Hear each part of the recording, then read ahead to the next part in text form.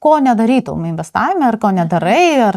Nedaryčiau ir nedarau, tai neišleidžiu daugiau negu uždirbu. Tai mano visi investiciniai tokie sprendimai yra ganėtinai atsargus. Tai aš neinvestuoju vienu kartu labai daug pinigų.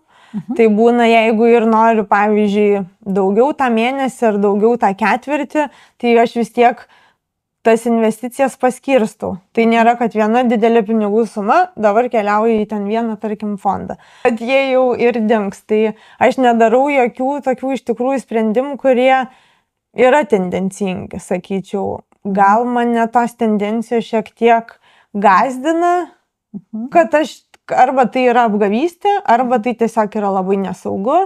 Ir tas mano pinigų palaidojimas bus tikrąja to žodžio prasme. Mano investicija į akcijas tai buvo taip, kaip mes ir pradėjom pokalbį. Tu arba tiki tą įmonę, arba ne.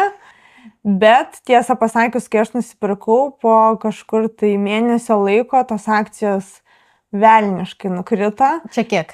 50, 60? 50%. Tai, galvojau, tai vėlgi čia, Ieva, tavo ta investicija, kur tu padedi ir palaidoji.